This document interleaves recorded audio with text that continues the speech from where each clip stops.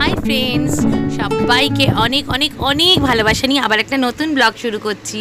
সবাই পাশে থাকবে আর পুরো ভিডিওটা দেখতে থাকো, খুব এনজয় করবে।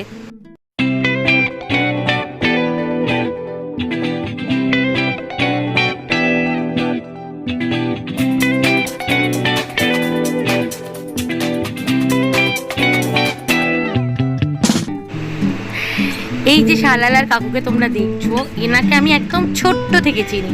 আমি যখন স্কুলে পড়তাম, স্কুলের টিচারদের কাছে উনি যেতেন, জানো তো। আমি ছোটোবেলা থেকে ওনাকে দেখছি আমাদের বন্ধু বান্ধবদের বাড়িতে যেতে। তো এত বছরের একটা রিলেশন ওনার সাথে। উনি আসেন, আমাদেরকে প্রত্যেক বছর জিনিস বিক্রি করেন, আর তারপরে 3 মাস এখানে থাকেন, টাকা নিয়ে আবার চলে যান। কিন্তু এইবার এখন ওনার বয়স হয়েছে অবশ্য অনেকটাই, হয়তো সেই জন্য যে জিনিসগুলো উনি এনেছিলেন সেই জিনিসগুলো প্রত্যেকটাই না কেমন আমার পুরনো পুরনো লাগছিল।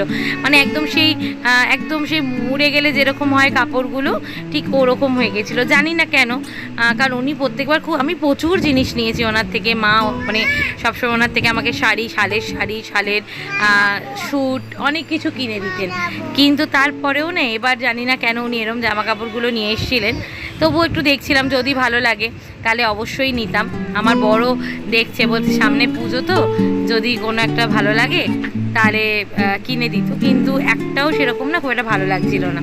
আর এই জামাটা আমার খুব ভালো লেগেছিল। তো এগুলো তো আমরা কলকাতাতেই পেয়ে থাকি, এগুলোর জন্য তো কাশ্মীর থেকে আনার প্রয়োজন পড়ে না। কিন্তু যেটা সমস্যা হলো, এটা আমার গায়ে হতো না। আমি তো একটুখানি হৃষ্টপুষ্ট মানুষ, তো এই জামাটা আমার গায়ে হওয়া পসিবল ছিল না। তো ওই জন্য এটাও নিতে পারলাম না।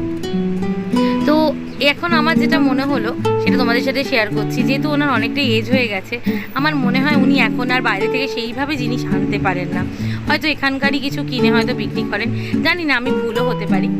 আর এই যে দেখছো, এগুলো শাল নয়, শাড়ি। আমি তো প্রথমে শাল ভেবেছিলাম, তো আমার বর একটুখানি দেখছে খুলে খালে যে মানে কী ধরনের কাপড়টা। যাই হোক, ছোট্ট একটা ভিডিও তোমাদের সাথে শেয়ার করলাম। সবাই পাশে থেকো, ভালো থেকো। আর সবাই ভিডিওটা যত পারো শেয়ার করে দাও, সাবস্ক্রাইব করে দাও ইউটিউব থেকে যারা দেখছো, আর ফলো করে দাও যারা ফেসবুক থেকে দেখছো।